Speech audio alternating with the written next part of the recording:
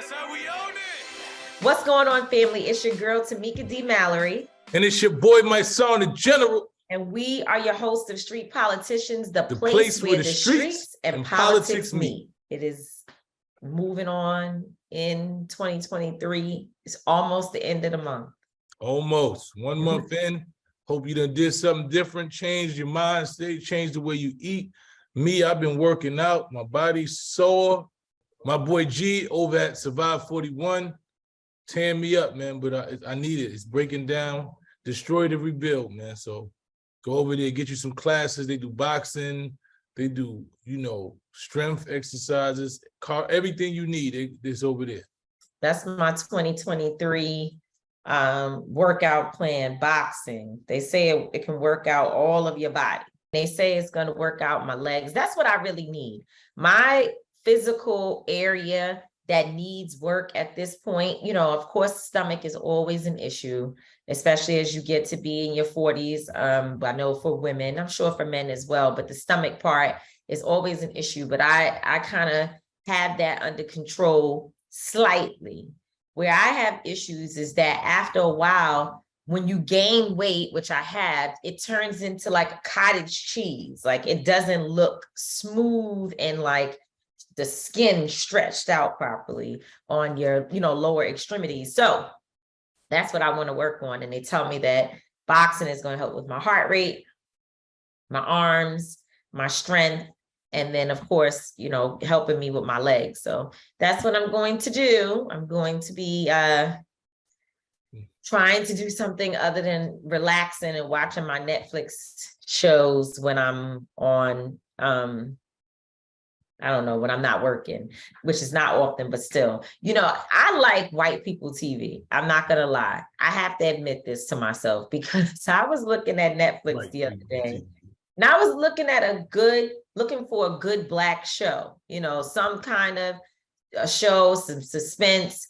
And when I started doing my research, like, how I was choosing different shows, it said on the top in the percentile area, which is pretty much identifying, is tracking how much TV you watch and then like what are the shows that you're attracted to.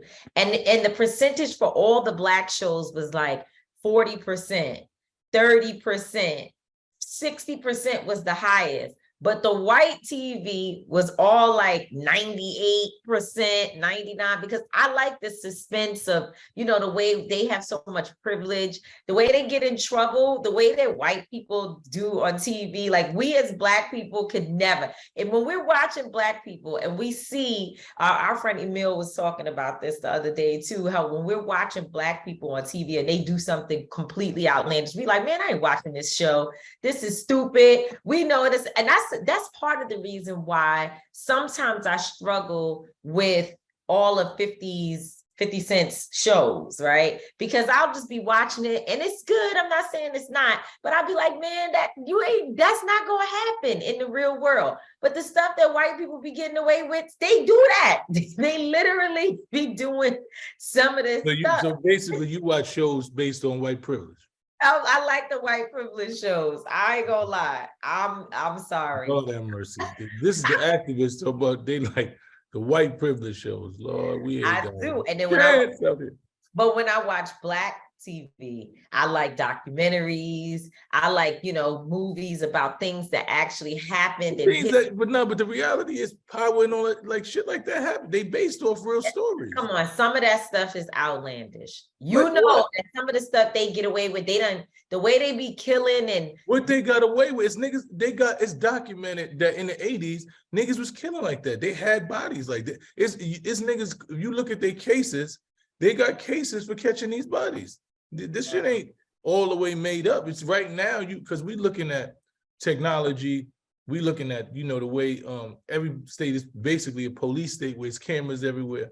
But back then, when they was outside like that and they was catching these bodies, it wasn't the law enforcement wasn't even trying to stop them at that point. People in college, you a college student, but then you go kill people on the lunch break and go back or dealing. It's happening. It's heavy for me, but I'm not knocking it because I've watched it. Of course, I'm not really up on BMF, but I've watched all the other shows.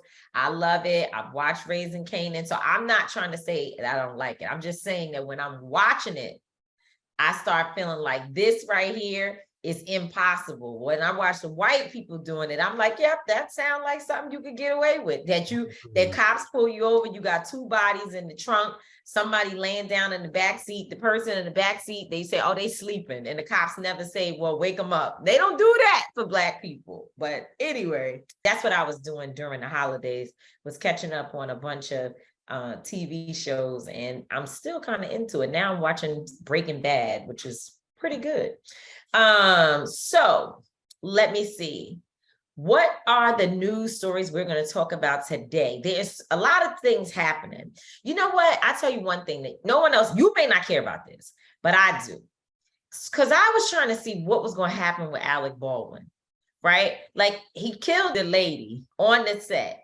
And I'm sorry, I know for sure, or at least I believe strongly, that if a Black actor was on a set and killed a woman or any person with a gun that is actually supposed to, wasn't it supposed to have blanks in it in the first place?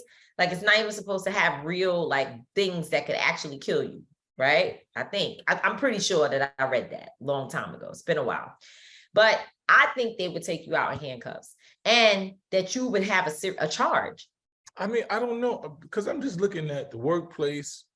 I'm looking at, do they have intent? Do they have malicious intent? You know, I'm looking at the totality of it. I don't know. You know, I don't know. I don't know if he's the person that's completely responsible for him having a gun. I think the gun was on the set to be a part of the set. And there was an armorer, which is like in the Black church, we call him the armor bearer, who was supposed to be holding the gun. And then I guess at the point that he was using it, Alec Baldwin, instead of it having whatever it is that you could shoot it and it won't harm anybody, it actually had bullets in it. And this woman was killed. Now, the reason why I brought it up is because now he's been charged with involuntary manslaughter. Him and the armorer has been charged. So that tells me somebody knows that what they were doing, they wasn't supposed to happen. But, and I was just wondering, and I'm sure involuntary manslaughter is something where they probably won't get a lot of time or anything like that, right? More than likely they won't. If it's involuntary, it means that it wasn't done purpose. It's basically just saying that you killed someone by accident. So, but manslaughter is by accident. Yeah, man. Anything involuntary just means that it wasn't done purposely, and it probably wasn't with that. We got to. I want to look up to be specific, but I'm more, you know, almost sure. Involuntary means it was an accident, but someone died. So anyway, they did charge him and the armorer with involuntary manslaughter. So for anybody that's wondering, how did Alec Baldwin just shoot and kill somebody and then get away with it? They have been charged. How that's going to work out in terms of jail time, I don't, you know, I'm looking up involuntary right now. Yeah, I don't think they'll get any jail time, but I definitely was like, huh? When I saw him in the news, I was like, oh, okay, there's follow-up. Because in my mind, I was like, yep, they just going to wipe it under the rug, swipe it under. What is it? It's a misdemeanor. Yep. It's defined as unintentional killing that results either from reckless or criminal negligence. Reckless. Or from the commission of a low-level criminal act, such as a misdemeanor. Involuntary manslaughter is distinguished from others of homicide because it does not require deliberation or premeditation or even intent. Since these mental states are not required, involuntary manslaughter is the lowest category of homicide. All right. So listen, I don't think he meant to shoot the woman. And you know, you don't seem to think that it's a sure thing that if someone of color, I mean Latino, also somebody who was not filthy rich like Alec Baldwin shot somebody, I just don't know how easy it would be for in the beginning for it to just be so quiet. I think it would be something that was on the news being dragged out forever and ever, and that the individual who committed the crime, quote unquote, would be somebody who, or they would have other opportunities that they lose because of it. Now, I can't say that that didn't happen to him. I'm just saying, I feel like it would have been different, but we do now know that both people are going to be charged at least. So that's a little update on something probably nobody else cares about with me, but you know, I told you I be tracking white people stuff. So, You definitely do. You be on white people stuff. and now in other white people news, and this is something that, you know, is really, really serious. Actually, let me tell you why this is serious, right? First, Governor DeSantis, which is the governor in Florida, he is definitely, unless there's something in his background, some blackface, or, you know, and even that, I don't know. They don't care. It has to be something in his background that. Yeah, if he would kill somebody, if he didn't kill nobody. No, I mean, there's some other things that he that could be in his background, like what? That would invigorate. I don't know, but well, you're right, because if he raped a woman, we seen that when you see the Supreme Court, they give a fuck about that. But becoming president is a little different. But then Donald Trump said grab him by the pussy. So exactly. So that's what I'm saying. Not many things. I mean, Joe Biden, it's a lot. Listen, these guys got a lot of things. They got a lot of things. So it's possible that no matter what he has in his background, nothing will stop him from at least running for president. And he has a very good chance of being the Republican pick, right? Which means that the Republicans will be putting all their support behind him. Florida is a hard-ass state already. Like, it is very difficult to beat conservatives in Florida because we know what the state represents. We understand the makeup. We know, you know, it's tough there. So DeSantis, he is more than likely going to run, and he could very well be the Republican nominee and then at that point, because I think Trump's time, he's in his swan song. It's almost over. And then he could win, right? DeSantis could win if we're not on top of it. Mm-hmm. Now, he has banned African-American AP studies from the high schools. Now, this is important, right? Because he's the one who started the whole critical race theory, banning it from schools. He has been working really hard to do something that is critically important, and that is undermining education about history as it relates to African Americans or Africans in America. He has been trying to undermine it and really try to reverse everything that people fought to get in the curriculum so that not just Black folks could learn this stuff, but so white students would also be educated. The problem that they have, those white folks who are, many of them, or the leaders of this, they're in what is considered to be the top 1%, 2%, right?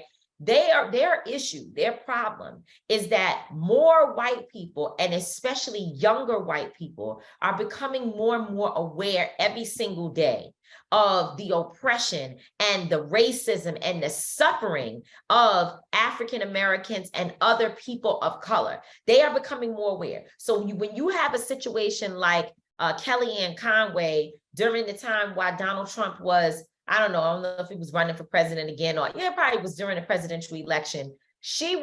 Her daughter, Kellyanne Conway's daughter, that Kellyanne Conway, for anybody that doesn't know, at one point she was the White House spokesperson, or she was at the podium. I guess she was, I don't know if she was over public relations, but I know she was the spokesperson. So she was at the podium. I forget, she might have been a press secretary. She might have been. So anyway, when Kellyanne Conway, she was obviously supporting him in his re-election bid, and her daughter was on Twitter, Instagram, TikTok, and everywhere else, telling all their business, talking about Donald Trump, saying her mother was a hypocrite, saying that Donald Trump was dangerous. She was really taking to social media to stop her mother, or at least to expose her mother's support for a bigot and a racist, right? Mm-hmm. So this went on with a number of the young people, the kids, and the families of a bunch of folks. For instance, give you another example, Julius Jones, right? Julius Jones, we fought like hell, along with so many leaders, people who were out there every day fighting to get Julius Jones off death row right before, like seconds, minutes, right before he was scheduled to actually go be executed for a crime we know he did not commit. The governor was receiving calls and pushback from everybody. Anybody you could think of was calling the governor, from white folks, black folks, brown folks, any and everybody, people with power, people with position, people with money, everything. So after a while, people started tweeting at, writing, and calling, excuse me, the governor's daughter, telling her, hey, stop your father, make your father sign what he needs to sign to stop the execution.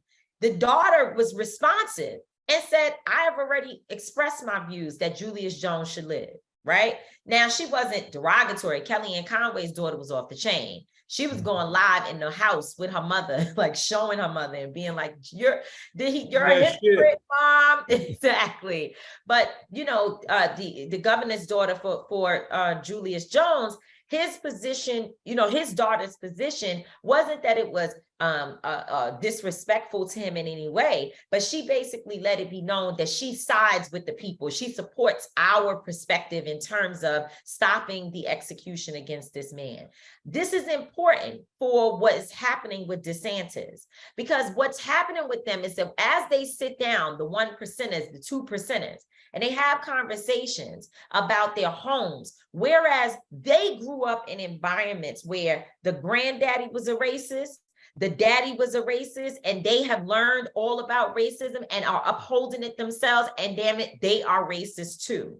What is happening now is as we integrate into society, because we know that one of the major problems that these 1%ers and otherwise of white folks have is how they are becoming a minority in our society, because there are more brown, the country is browning, if you will. The country is continuing to brown, especially the Latino population is growing exponentially, right? And so that is one of the big pushbacks that we have, is trying to figure out how, with all this integration, people living together, people moving together, how do they stop their own from becoming sensitive to the issues that we're concerned about, and how do they stop them from actually joining us in our movements the way we have seen white folks being all up in the marches and the protests and giving money.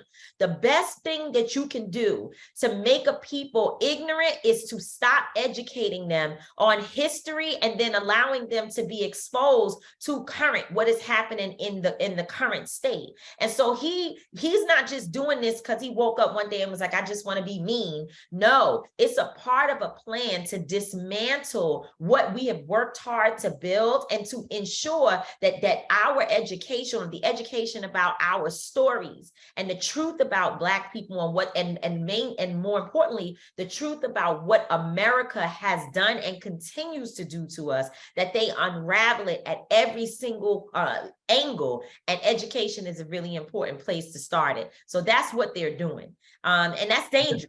Isn't, like you said, it's intentional, and it's because what you see with these children, right? What you see with the white children, and they're speaking out against injustice because they're learning, they're actually doing history, is in the books. They're surrounded like it's a melting pot. It's Black people, they're brown people in school, they're giving their history, and they're learning it in school. So when their children are coming home and saying, Mom and Dad, did you know this happened?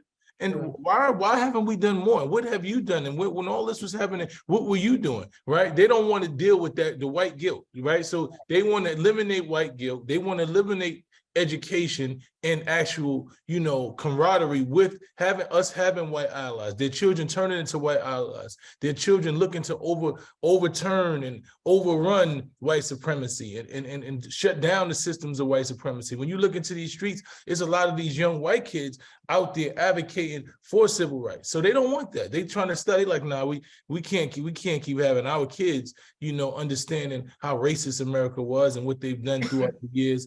to Black and brown people. So we want to stop this education. So DeSantis and everybody along that mind state is very, very strategic. Like they have think tanks that are explaining to them that in the next 10 to 20 years, what this world will look like and how the education system is going to impact on what white people are doing and how, they're taking away from the white supremacist soldiers, so to say, because they can't keep feeding them the tea and keep giving them the Kool-Aid. They're not sipping the Kool-Aid no more because they're being educated. So the best way to do it is to take it out the education system and make them have to get it somewhere else, the same way they did with slaves for years. They didn't want to educate slaves at all because they know to educate them is to empower them.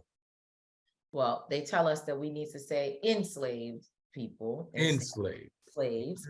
But, you're right. That's all I can say is we know, but we just need to make sure everybody else knows. And I think the only other point is this is why elections matter and why we have to be paying attention from local to federal, every single election, super local. It's important. I understand that there is a desire to say that's why we need to build our own institutions so we can educate our own people. But again, it's not just about educating our own. If we're going to live in a society with others, we want them to be educated as well. If you have a system where, yes, all these governors, all of these people, we don't think not one of them is radical enough and that they have a strong enough conviction for justice, right? We don't see that, right? We know that it's not there, but we do know that there are degrees to which things can get much worse. And DeSantis is a very dangerous individual. So when we're sitting around talking about, well, we need to make money so we can build our institutions, that's fine. But we also, as leaders, have to know that the masses of our people are not where you are. You're building something, but you're not even there yet, because there's nothing that you have at this point that is creating or that is educating a mass. It's like the real structure of the system. Right. Most people that create finances are just educating you on finances. So the reality of the situation is y'all creating shit to build more money, and that shit is cool. But nobody has been successful or even intentional about building a system that combats this system. Right. So that's something until we are, and I'm not saying that it's not stages, but while you're working on stages, you have to realize that another part of the stages is harm reduction. We need harm reduction, and not voting in these elections is really, really dangerous because it's actually introducing harm. Very much so. So here's a little bit of health information, especially for women who are out there that heard yesterday. I watched it on the news. Actually, I was sitting in the doctor's office waiting for my ultrasound and mammogram appointment, in which I received my report, and they did not find any breast cancer anywhere from under my arm, which is what did they say? Lymph nodes. Thank you. Lymph nodes, thanks, to my breast. And, by the way, ladies, I was going to talk about something else, but this is important. When you are having issues, if you feel a bump or pain or whatever, and I know insurances, some cover different things. Me personally, I have to pay out of pocket for the ultrasound portion of my mammogram because my insurance covers mammogram, but it does not cover me getting an ultrasound unless there is something seriously wrong. However, the ultrasound is important because the mammograms at times, different things can be hidden. Cancer can hide in different spaces. So the ultrasound is an extra reassurance of what the mammogram has already said. So my first mammogram report said that it did not detect cancer. It was negative, maybe a little bit of cyst here and there, but that's something that we as women, and especially Black women, that we have and we do have to monitor and manage. But then the ultrasound confirmed it by going back over all the areas. And so if you're listening, even if you're a man and you got a woman at home and you don't know, ask her, when's the last time you had a mammogram? And do you think about, getting ultrasounds as well? It's important that we check our breasts because early detection is the best detection and it is the best solution for care, and how, if you do catch something, your life can be longer based upon getting the treatment that you need. So I have a clean bill of health with that area. And every month I'm doing something for the next few months just to make sure all the different things on my body that's together. Anyway, I saw that New York is going to be a state that gives out abortion pills. Now, you know, we believe in the right to choose. Everybody doesn't need kids. Some people have mistakes, issues, all kinds of things, rapes, lots of things happen. And we are not here to judge anybody for the decisions that they make. There's two different types of abortion pills. So actually, I was in the doctor's office watching it in the news, and there was a nurse there, the head nurse of one of the departments actually was just sitting talking with me. And she began to explain these two different, and this, by the way, is my thought of the day.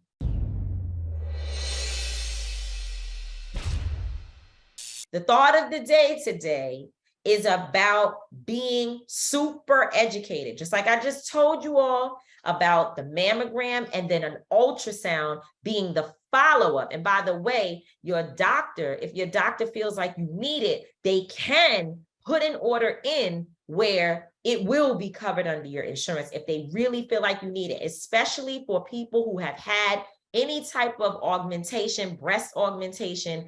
You need to make sure that you're going the extra mile. So this is about education, super important.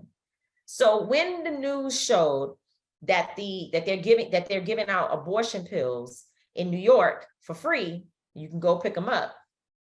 She said to me, I said, wow. I said, oh, is this hospital also going to be a part of that program? She said, of course, right? It's a city hospital, actually. And so she began to explain that there's a difference. Education. There is a Plan B pill, which is for, oops, you know, hey, I don't know, last night the pullout wasn't that good. The condom got stuck. I'm just not sure. I'm going to go get this pill within a certain amount of hours. And the purpose of that pill is to put a coating around the cervix and the uterus area where it won't stick with the egg, right? So it blocks it so that the egg won't be penetrated and you can't get pregnant. And that's an early prevention thing that has to happen within whatever the time is they tell you on the Plan B pill. The abortion, there's another pill. This is a pill that when you take it, it actually for some time, it could be up to, again, you got to read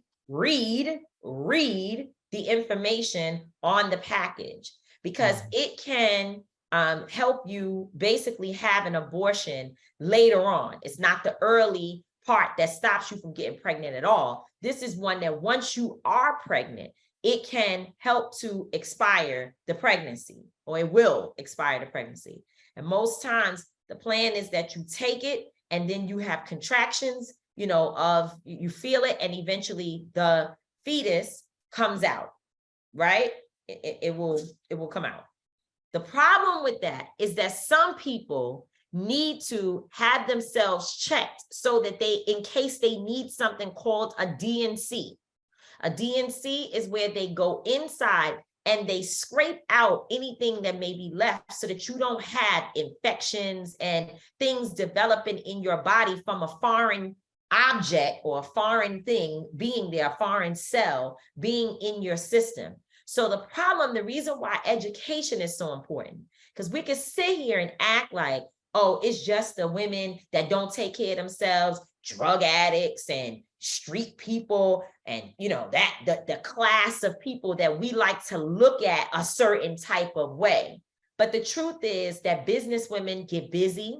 They don't want to go back to the doctor. They don't take care of themselves properly. Mothers with 2 kids, people who are struggling, stressing, traveling, all kinds of people. There is no specific type for people who do not take care of themselves properly and do follow-up. So if you take that abortion pill and just go about your business and don't take care of your body, it can actually be very harmful. It is not to say don't use it, don't get it. I support anybody who needs it. I'm saying make sure that you're educated on the full process so you can take care of yourself and know that you're not creating even more problems than the original one, which was being pregnant and having an unwanted pregnancy. So Please get educated, people. My thought education. Thought of the day today is that we can't just be doing stuff to do it. We've got to be smart about it. And it's just time. Like, we know it's enough information out there. The mere fact that she told me this information, and they didn't say it on the news, by the way. They didn't say it on the news. I'm sure they assume that when you get it, wherever you pick it up from, I'm sure there's a pamphlet and a thing. And they're going to, but sometimes you hear it 6 times from different places. So when she said it to me, I felt like it was important for me to say it to others. Good job. Good job, Tamika. Educate the people. Education. Educate the people. Educate people on what you're wearing today so we can get our guest on. Oh, well, so listen, man. My guy, Ray, Rough Riders, he's always supported me, man. Chasing Chicken, he got Jadakiss. They've been doing anything for years, man. So shout out to them. And you see my hat, fuck off respectfully. I brought this from a Black-owned sneaker store in Brooklyn. So, you know, I'm still doing my part pushing. Nothing wrong with that. Chicken, you know what I'm saying? Nothing wrong with that. I support it 100%. Let's bring our guest on. Let's go. So today we have a friend back. We got a friend in the building today. The last few guests we've had, they became friends after the show, because we didn't really know them beforehand. But this one is our actual friend and dear sister. You know, she's my buddy, my cut buddy. Don't leave us anywhere together, because we cuts up real bad everywhere we go. And that's because, you know, we appreciate sisterhood. We appreciate getting to enjoy one another and learning together. You know, we educate one another. We pray for one another. We talk about our children. We spend a lot of time trying to break away from the norms of what, like, the society is constantly pulling and pulling and pulling. And we're both givers. So we found a lot of ways to invest in one another. And I'm really, really proud of watching Lucinda's growth. I remember the other day, I heard you talking to somebody saying you were working on your vision board. And I think about this young lady, Lucinda Cross, and where she started with people doing vision boards to having an organization that is doing serious, like, critical reentry work, working with women and others, not just in America, but around the world. I have seen her, I'll be looking on social media. I'm like, okay, that's a check. You got booked all the way in God knows where. And so I want to introduce Lucinda Cross, which most of y'all, if you don't know Lucinda, you should know her. She's the founder of Activate Your Life, an organization dedicated to supporting women's reentry and reducing recidivism. And recidivism in this conversation is super important. You'll hear more about Lucinda's story and why she's not just a perfect guest for the show today, but why she is dedicated and committed to the work that she's doing. So welcome, Lucinda Cross, my sister. Hey, thank you for having me. I'm excited. How you feeling? What's going on with you, man? I'm good, Brother Mice. I'm good. The general. What's up? Looking good. You always inspiring. You know, I go to get motivation. Like she said, I was talking about my vision board, and the first time I ever heard about a vision board was at an event that you was doing. And I see you doing a vision board, and I was like, okay. And then it's something that stuck with me, and it's been very well. Like I'm one of those people that got to see things. You understand what I'm saying? But I'm also one of those people that don't like to plan. So I'm like in between. Like, I'm very creative. I like to just get to things, and I don't like to plan. So that's one of my things, a pet peeve of mine that for 2023, that I said I really want to get over. I want to start planning things out. I want to start writing things down. I want to start visually seeing and putting things in order. So that was one of the things I did, and you was a big inspiration for that. So I want to say thank you. Yeah, I pat myself on the back to get a man involved. That's huge. Yeah, it's huge. You know. So tell us about Activate Your Life. You know, because we're gonna go into you, but I want to hear about Activate because it's so deep. You got so many layers of dopeness. You know, so we're gonna take a little time with this. Well, listen, I'm gonna take all the flowers right now. Hold on. That's right. Yeah, I hear my speaking. But what I will say, because to me, this is important, right? This is part of reducing recidivism. And so for me, with the organization Activate Your Life, it started from my own personal journey of being incarcerated at-risk youth just out there and trying to find a quick hustle. No one told me how to plan. No one told me how to set goals. Where I came from in the Bronx, BX in the building, where I came from, there was no one coming to the community to save you or to say, hey, I've made it and this is what you could possibly become. So either you idolize those who were on the street or you became a part of the street, for me, in my experience. And so with Activate Your Life, what happens after you've gone through a traumatic situation? What happens after you've been incarcerated or had some type of criminal encounter? What happens? Where's the plan? Where's the process? Because you end up going back to sometimes the same communities, to the same people who's doing a lot of the same things, and there's no growth. And so with Activate Your Life, our goals is we're on the 4 pillars: education, empowerment, entrepreneurship, and economics. And so we focus on those 4 pillars to say, listen, we can help you with a plan. And that leads back to vision boarding. But let's create a plan for success. What does this look like? What do you use these resources that you run into? So in short, not only do we bridge the gap between partnerships that we create almost every week with other reentry organizations and halfway houses, but just really stepping out into the community and say, listen, without my lashes and all of this other stuff, I was here. And I was able to create a plan, and let me show you how to do this. And we have mentors and mentees that link up to support one another. So I love the organization. I love what I do. And it's more of the reason why I wake up every day when I feel like saying, not today. No, go walk into that halfway house and let those ladies know they could do it. How long have you been in existence? How long has Activate been in existence? So I've been doing the work with this since 2010, officially, and under the nonprofit, because my mentor said, you gotta do something, let me turn this into a professional business. I was 2015. So the main programming is going into working with women who are at risk, or you just work with women? Because I see women, which, by the way, what I was getting ready to say, or what I am going to say to prove a point about the level of ignorance that a lot of people have, is that these women that I see, they look good as hell, okay, that go to your events, and they spending a little bit of cheese to get in, right? So it's not like you just doing stuff for free all over. You have women who want to pay you, because I've heard them like investing in you so that you could come and work with them. And the reason why I talk about the ignorance is because one would think that group is a group of people who's like busted and broke down, and they do not look that way at all. Yeah, no. And that's the for-profit side, right? That leads to being a mentor for the nonprofit side. But those women that show up at these events that we call it We Nation, those women that show up, we want to combine an executive and a woman who's most of the women we work with are already released, right? They've been released for several years. Some of them are working on their 2nd, 3rd masters, right? It's not a game out here. They're highly educated. They are supporting their families. But you're talking about the women who have been released are working on their 2nd and 3rd masters. Yes. My God. There's an organization called College and Community Fellowship, and they support and push these women into getting their degrees and getting educated. I mean, it's phenomenal. But what happens when you come out and you don't know where to go? Everyone is telling you just get a job. So bridging the gap with these resources lets you know, okay, here we can get some money. My goal, my job is to sit at the table with Delta Airlines, to sit at the table with Capital One.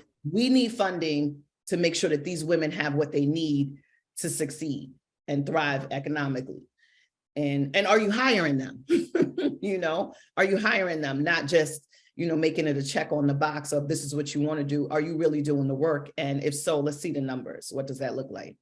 When I hear that Black women are the biggest growing population in prisons right now, right? So I want to know, just from a standpoint of professionalism, what are the biggest challenges that Black women are having that you find that are taking them to jail? And then what are the challenges that you have when they re-enter society? Lack of funding, finance, and lack of support, family support. a lot of times these women, a big part of it, a big percentage of it is not having that family support. There is no support system. They are the whole support system, either for their families or for their children. And then when they come home, they still have to fall back into place and pick up those pieces, still trying to put their own life together. It's extremely tough. And then not to have the financial resources. Not everyone who comes home is running to the social service department. They don't want to do that. There's a level of pride as well. And I love that. I admire that. But the main thing is just not having those resources. And then they end up falling. This is why reducing recidivism is important. They end up falling in some of those same old patterns. Let me just do this to get here. Let me just do this to level up and get myself on a playing field. So it's pretty. Let's unpack that because more specifically, like what is it exactly that they're getting charged with that's making them the fastest growing population? And then what are we doing for our men that is slowing down the amount of Black men going in? So is it that there's programming more so targeted towards trying to keep Black men out of prison, and Black women are not included in that just because people don't see us as being at risk as much? Like, what would you say the issues are? Oof, all right, let's and I love this. I love these questions. But these women are on these men, on these cases as well. And a lot of times they're taking the charge to lessen the time for their partner. So listen, I can't take this charge, babe. Can you? And so a lot of times the weight is also put on them a lot of times with these cases, or they're connected in the case. Because if he's driving in the car, you was driving with him in the car. He's got the minks, you got the minks. He got the cars, you got the cars. So the charges is big on drugs, big on the scamming right now, identity theft, huge, right? So outside of just drugs, it's the identity theft. And whether it's trafficking or whether it's possession, that's the main, what I'm seeing now in the statistics. The other side of it is these women are taking these charges. They have no problem with saying, all right, I'll do this 1 to 3 so he doesn't get this, because it's harder. The laws are a lot harder on the men. So I'll do this 1 to 3 for you, so you don't have to do this 7 to 10. Somebody has to be home for our child. Damn. And most of the times there is no plan in place to say, listen, this is what we're doing. Even if she wasn't involved, a lot of times the women may not be involved, but because they're connected, and there goes the conspiracy. The system is tricky. They leave no wiggle room. They leave no room to look at the true case in the matter. And it's sad. It's sad, but we're pushing forward. We're pushing forward. We have to look at these policies. We have to look at these laws. We have to look at why are we constantly sending these men back? It's like once you touch down one time with the criminal justice system, their goal is to keep your name rotating. Mm-hmm. And it's as if you can never get free from that number and become the name that you are, for both sides, men and women. So when I listen to this, right, I remember I was talking to Remy, my sister, the rapper, the entrepreneur, Remy Ma from the Bronx, and we was talking about prison, and she was just talking about how the visiting floors in the prison is nobody coming to visit these women. There's no men on these visiting floors. When she used to be down there, it's probably 2 or 3 visits. And I'm listening to you, and I know also well that a lot of these women are taking these charges. A lot of men got 3 strikes, and they're like, yo, look, you're gonna get 4 or 5 years. They're gonna give me 25 and 30. And women are holding their men down. So what happens? So are these men, when they come back in society, are men taking care of these women? Or do you see that happening? Or structures, I mean, not even from the institutional stuff, just knowing you being a woman who was formerly incarcerated and having friends who have are men playing their roles? Like when the women get back to society, are they holding them down? Like, are they trying to rebuild them? Because there's a lot of women that when men get home, they got women that's, yo, I got a place for you to live. So is that happening?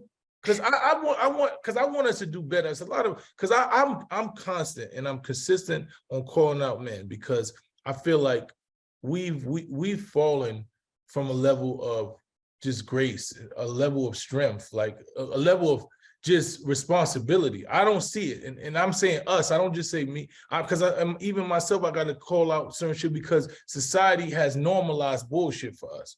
So I'm asking you so that it ain't just coming from me. I want to hear what you have to say. So men can be listening and stop like, oh, y'all just mad. And women, no, you got to listen to the reality of what's going on when people are dealing with situations and women are telling you, this is our reality. This is what we're dealing with. You got to listen to it so that you can do better. So not to give a BS pass, right? To what you was just saying, the mindset, where's the reform? So yes, he may come home and she's got the house and she's been holding it down, but where's the reform for him mentally? And where is the reform for her without having the male at home? How can we expect, now we're two different people. One is, both are institutionalized. Just because one was in prison and one was at home, taking care of the family or taking care of herself, both are institutionalized. There's no reform, there's no support, there's no therapy, there's no conversation. On the female side or the woman's side, she has expectations, most likely won't be met because he also is he has expectations and a vision. And it's just like, listen, I'm just trying to get back in the groove. You two on me. What's going on? And I can only speak as a woman's side, just hearing what men are saying, but they're both learning each other because you're two different people now. Once the home is broken, this is my point of view, my experience and observation, it's broken. We have to start from ground zero. We can't start, well, I was there for you, holding you down for 8 years. Okay, but my 8 years, you know how much stuff and stress and stuff that I gotta hide from you, that I'm sleeping with at night, and then you want me to wake up and still be in a great mood and ask you how was your day and did you get the kids to school? It doesn't work like that, and vice versa. She's on the same level. She's like, you think it's just about you looking cute and everybody giving you a bag to get yourself together. We've been struggling here. You know how many times I had to show up, order the show cost. So both are damaged because the home has been broken for whatever reason, and there is no real put back together pattern, right? Because mom has been, for the women who is inside, and Remy Ma is correct, inside you don't see, grandma's bringing the babies, right? So, but where's grandpa? Okay, grandpa is not in the home at all. And then if you look the generation before that, so it's men missing out of the home, structure missing out of the home. There's no foundation to start with, right? We just was having fun. Then the foundation broke because somebody got incarcerated, and now we're coming back into brokenness at the same time. So it's hard to mend that together. Listen, I've been there on both sides, doing the visits to, I gotta go see my boyfriend, to then it was on me, shipping out the packages. And then I'm like, wait, nobody's sending me packages. Everybody in the hood was enjoying the sneakers and everything. Nobody sent me a magazine. So it builds a level of bitterness and anger and frustration that is never healed.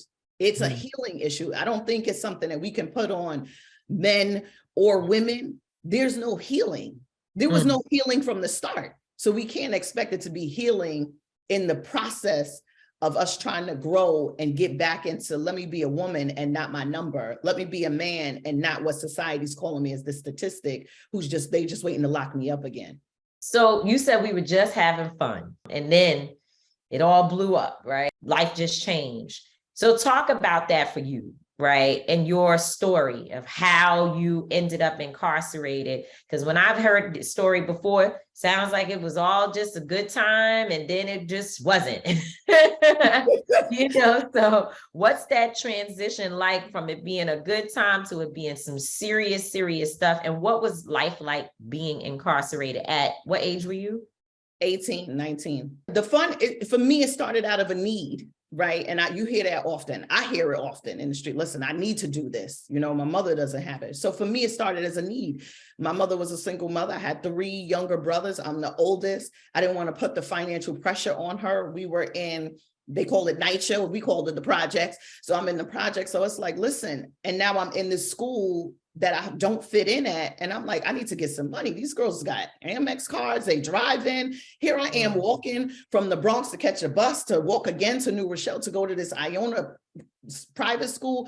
I'm playing myself and I'm broke and I'm hungry and everybody's looking good but me. I have to find a way. And of course, when you set yourself and the intention, same thing with goals, you set your intentions and I need to get some money. I need to get this money. Of course, there's going to be some other opportunities that come your way to say, oh, you want to get some money? Let's wave some carrots in front of her. And I decided to take plan B instead of plan A. And plan B led me to traveling. And yes, did I enjoy it? At first, it was a need. I was like, I'm going to travel. Go get the suitcase, drop the suitcase off, go pick up another suitcase, drop it off. And so from me going from Thailand to Africa to Japan to Singapore, all these places, picking up suitcases and dropping them off. When people joke now like, oh, secure the bag workshop. No, Lucy secured a bag. It was really go get the Samsonites, put them on the plane and just sit there and act like you modeling and do what you have to do. It became now an addiction because the money was coming fast. I was traveling at the same time.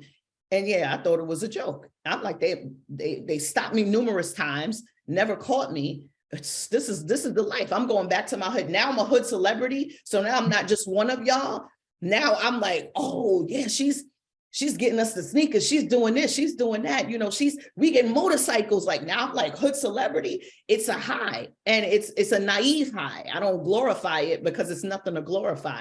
But my message, even in sharing this with you all, even for the young girls who are watching or the women who are watching, that stuff dies down. When you're inside, you're no longer this person with the minks and the chains and the cars and supporting the community. None of that matters when you got to put that orange suit on. And that was my wake-up call after making all of this money. So people say, how much money you make? I don't even want to talk about that. Do you want to know how many times I almost lost my mind? My first encounter inside of being incarcerated, and that was part of a case that I didn't even know existed. I just was doing my thing, getting my suitcases, dropping the dope off, picking it up, dropping the dope off, and picking my money up from Chicago, coming back to New York, and just having a blast. Not like what you see, how they see on TV, like come on, y'all, come in here. I'll be going crazy. Yeah, it was a big deal. You was a part of a case you didn't even know was happening. Oh, I was a part of. And a lot of times we think that it's just us. My name was, my whole case, the whole case, 28, it started out with 65 co-defendants down to 28, all females. None of the men got incarcerated, all females. All was a telephone conspiracy. All they heard was my name on a telephone line. They never caught me. They've seen me, they couldn't catch me. Not that I was running, they tried to get my suitcases. And of course I'm 18, like, what y'all doing? Like, come on, hurry up. Y'all messing up my pina colada. It's like, I'm ready to get into Mexico. Very naive and arrogant. They never caught me. This was a telephone conspiracy, starting all the way from Thailand to Lagos, Nigeria, Chicago to New York. It was two of us from New York. That was the only people that was on the case, 2 Americans and the youngest Americans on the case. At the tail end at that. Yeah, how much years? I'm sorry.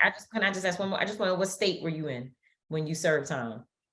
So I went from New York. The case was in Chicago, and then I served my time in Bryan, Texas. You was in the feds. Feds, yeah. So, and how much time did you serve? 4.5. 1.5 years. Wow, that's crazy. All women? I never heard of an all women. All women, all women, because the women on the case, what did they do? They protected the men. Wow. They protected the men. So it was all 28 of us co-defendants on the case, and they just took it. But what my point is, what I was saying is, even being extradited from New York to Chicago, as big as the case was at that time, my first 9 months was inside a SEG, because they were like, we don't know this. There's 20, 30 co-defendants upstairs. She's the only American and the youngest. Do we send her upstairs? I had to fight to even get into general population. 9 months by myself in the cell. Why would they even do that to an 18, 19-year-old? Yeah, that's, I tell people. Why would they even do that? I tell people solitary confinement is a mental breakdown. It's mental warfare. It definitely breaks down your mindset. Anytime you do over 30 days in solitary confinement, you have mental health issues. You instantly have it. I tell people that all the time. I experience seclusion and issues, but like I need to be by myself. I can't be around people all the time. I deal with that, and it comes from just being in the box for what? I did like 90 days in the box, and after the 30 days, it was too much. So I know a lot of my friends who did 5 and 6 years and 10 years, and I watch the way that they are unable to even interact in society. You know what Yeah, I'm saying? the only thing I did, Mike, I told you, I said, God, just keep my mind. There was a warden, her name was Miss Christmas out in MCC Chicago, and she was the only one fighting to make sure that I got extra rec time. But she didn't know the other stuff that was happening from her team that they were taking advantage of. That's a whole nother show of what happens being a female in solitary confinement, where you're taking advantage of, where the men in there they were like, listen, the male inmates in there, if it wasn't for some of those gang leaders at that time, not glorifying any of that, but sitting there ready to fight, to say, listen, if you don't let her out, we flooding this whole place. We're going to end up, if you don't let her out and get a shower, what are you doing over there by her cell? It was horrible. So I told him, it's all fun and games. When you out there tossing it up, the Gucci Louis, that's all nice. I ain't have none of that mattered.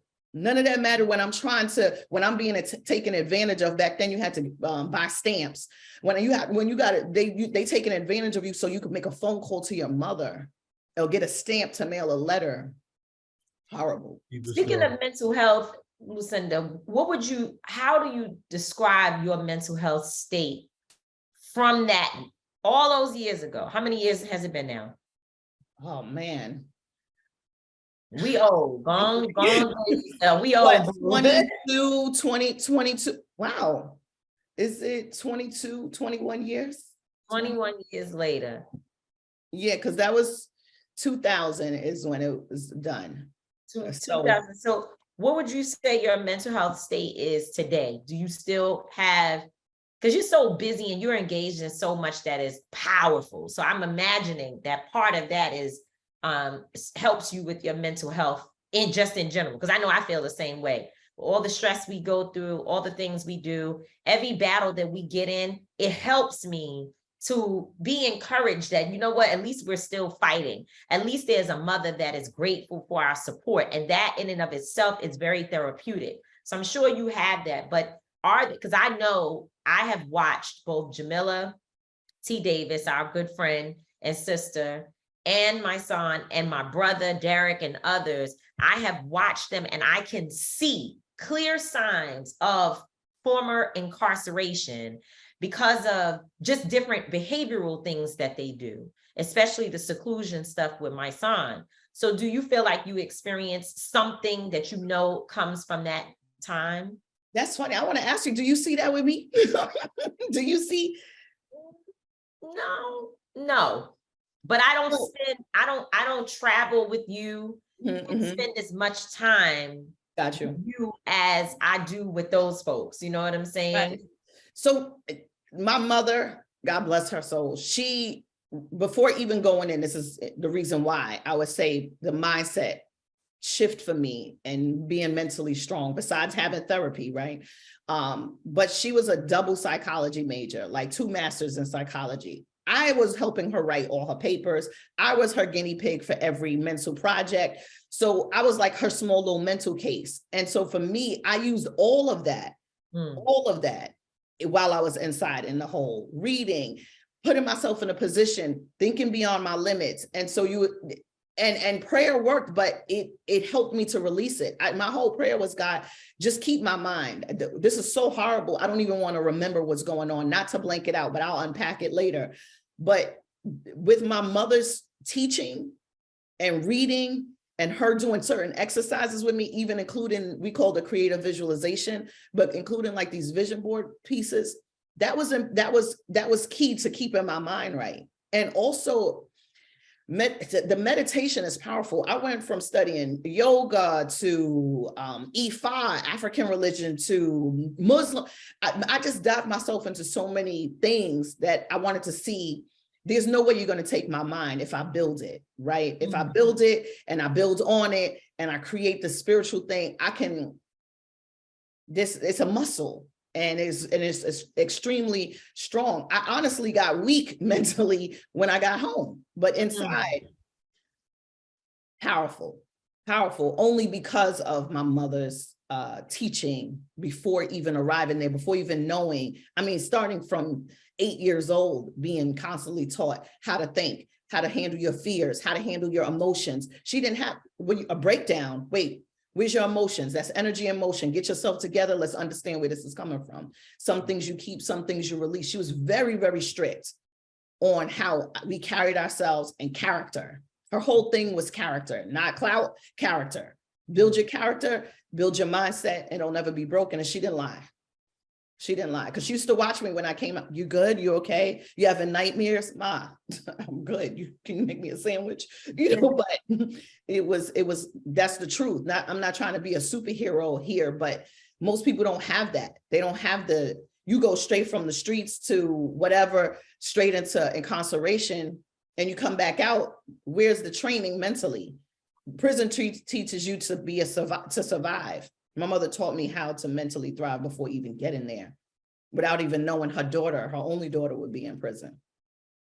Well, like I say, I'm always inspired by you, and just listening to you being and having that same, experience, but just not having someone who was adept in the knowledge like your mother was. So, you were blessed with that type of tool, and someone who can hone the energy and direct it and redirect you and give you all those things you need. So you're blessed in that, man. And that's why you're such a beacon of light, because you were given that same energy, and you radiate that same energy back. And everybody in your presence is lucky to have you. You are a jewel. You are a prize. We definitely appreciate you. I just want you to leave us with something that, one of the most important things that you learned throughout life, like a real life lesson that you feel is like one of the most important things, that if these young girls or boy, anybody is hearing it right now, that they can just take with them and along their journey to, even if they're not just forming, just what you learned about life. Right. Because some people are incarcerated and they're free and they've never touched a prison, right? They just mentally incarcerated and they can't break out of it. And back to that point, I still do deal with being an introvert. Like, I'm okay with being in my little corner. Too much interaction is too much. After I get off the stage, I want to get in my corner. So my thing that I want to leave people with is never let your past define you. I know we've heard that before, but no matter what pain you have gone through, use that pain, use your story, use your message, and impact somebody else's life. That helps you to get over what you've gone through.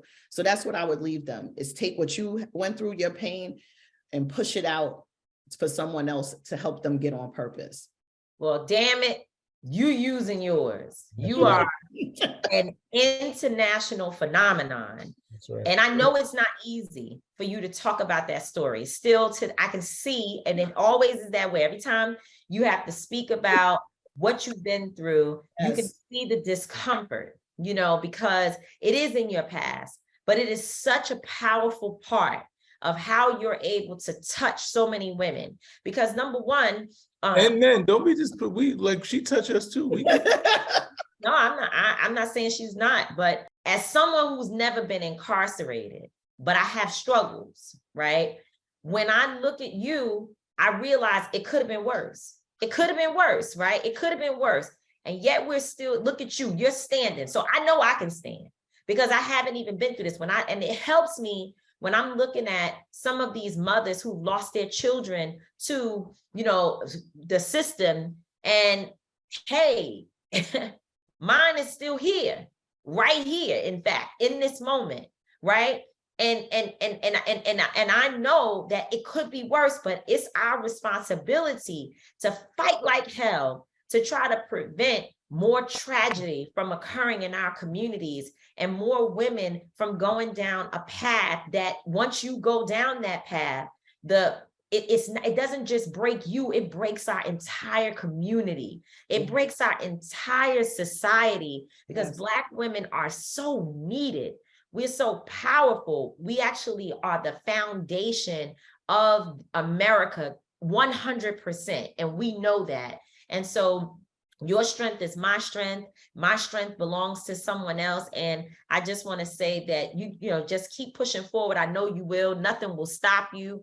I remember when we was getting $2,500 to speak somewhere, if that, and today you can add some zeros. to our, but what we say, if it's, we'll still take it. We'll Don't still- not call us for 2,500 because we still will take We it. still take it. But thank God, God saw to it that that a seed was poured into us for the seeds that we have planted. And I'm proud of you. That's it. That's all I can say. Same here. Listen, we are all in this together. Even as I sit here today, still fighting a generational curse in my own personal situation, right? And so still fighting to make sure my children are not mentally incarcerated or physically incarcerated. So it's still a challenge that goes beyond, just even this conversation with these households in these communities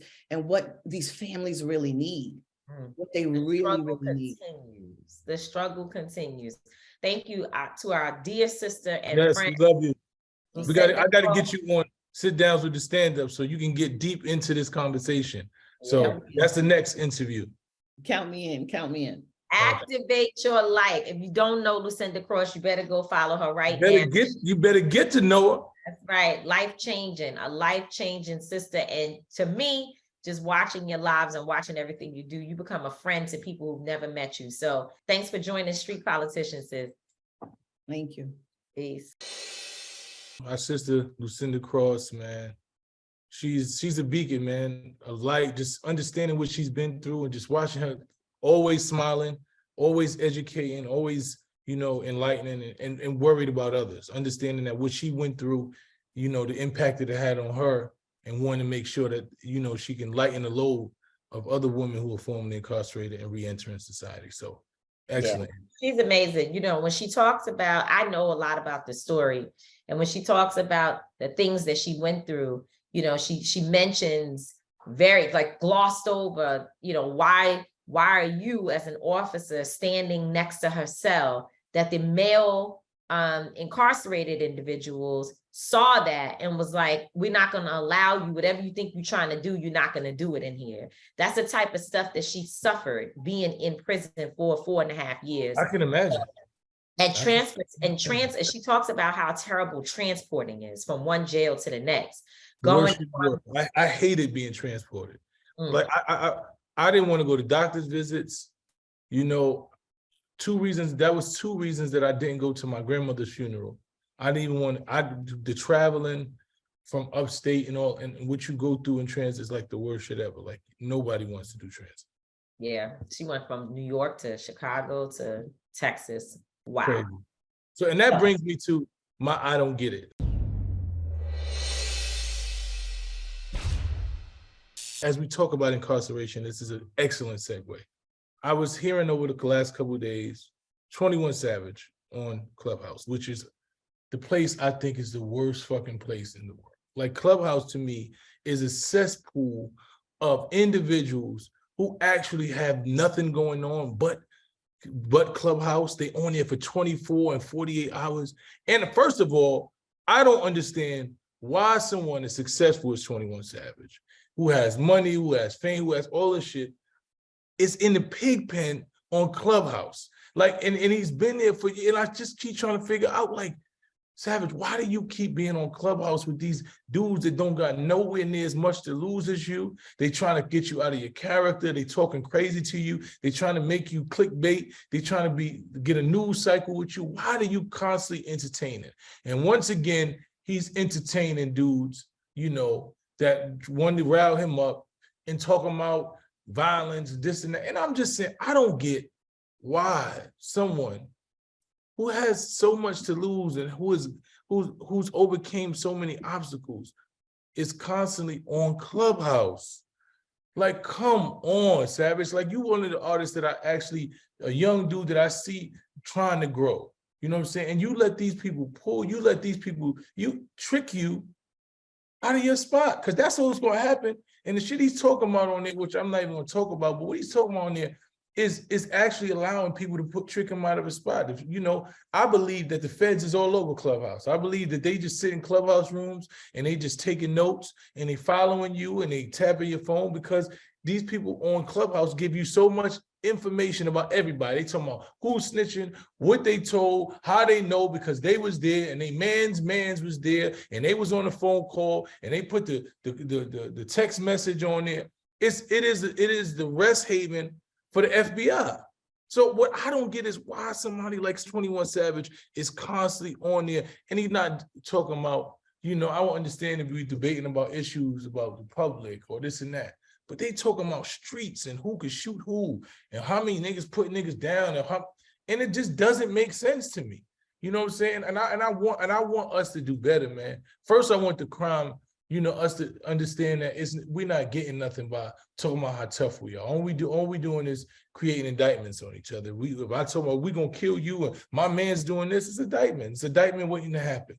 And they just waiting to tie you into some bullshit. So not just 21 Savage, anybody of good moral standards. I had to get off of Clubhouse because Tamika told me, if you don't get the fuck off of Clubhouse, nigga, you can't work with me or nothing. Any nigga that's just on Clubhouse talking to these nobody niggas, and I had to think about that shit. I was like, wow. And it was just one or two conversations, but I thought, I'm gonna go there. It's a marketing, and I realized that shit ain't no marketing tool. It is a tool for the federales. It's nothing but low bottom feeders and people with federales, man. It's nothing there, man. So Savage, any other young king, please find you something else to do. Please, Clubhouse ain't it, man. I do not get what y'all doing on there. If you look at the niggas that's on there, it's like they give credence and they give relevance to niggas that should never have any level of relevance. None at all. Clubhouse, if you use any form of social media for progress, for change, for information, I'm with it. I see there are some Clubhouse conversations, like I see Lee Merritt. He pops in every now and then, and I know what he's on there doing. He's on there educating people about cases, right? I'm not saying that there shouldn't also be forums just to have a good time, just to laugh and talk stuff. But Clubhouse has become a cesspool of ignorance, and it really is a magnifying glass at the internet in general. A bunch of faceless people for the most part. And here this young man is, 21 Savage, is somebody who we actually can see. That it's not just Clubhouse though. I say this probably every show. And a matter of fact, I've decided that's what I'm gonna do. On every show, if I have some content, I'm gonna talk about why the internet is so dangerous, because that we need to be aware of how the internet is actually killing our communities. It's killing our people. We are so addicted to it that we got to run to it with everything. And it can get us so stirred up that we end up talking so much that we talk too much. And that is, it's the drunkenness of media and wanting to express your opinion and your feelings to people who most of the time they don't matter. And even if they do matter, if they believe in you, they believe in you. And if they don't, they're not going to, because you sat up and argued with people back and forth all day and night. So that's how I feel about social media and Clubhouse. I went on there a few times. I probably will never go back. And I definitely, two things I don't want. I don't want to work with anybody that sit up on Clubhouse and argue with people all the time, because it's too much for my nerves. And number two, I definitely, as I am in my search of life for where my husband will come from, he can't be on Clubhouse. So if you're on Clubhouse, don't reach out. Don't come to my DMs, because I'm not interested. Clubhouse is the outhouse. It's the outhouse. And with that said, we've come to the end of another amazing episode of Street Politicians. Shout out to our guest, the incomparable Lucinda Cross. You just got to look her up. You got to follow her. She motivates, she elevates, she does everything necessary. So shout out to her for being here. And shout out to us for being here and having the #1 show. You know what I'm saying? Street Politicians, #1 show. Go to Street Politicians Pod on Instagram. Leave a comment. DM us about any titles you want. Tell us how much you love us. You don't love us. Whatever. We appreciate you. But thank you for all of our listeners, everybody who follows us. We definitely appreciate you. And keep spreading the word. Let people know about Street Politicians, #1 podcast in the world. I'm not gonna always be right. Tamika D. Mallory is not gonna always be wrong, but we will both always, and I mean always, be authentic. Peace. Listen to Street Politicians on the Black Effect Network on iHeartRadio. And catch us every single Wednesday for the video version of Street Politicians on iWomen.tv.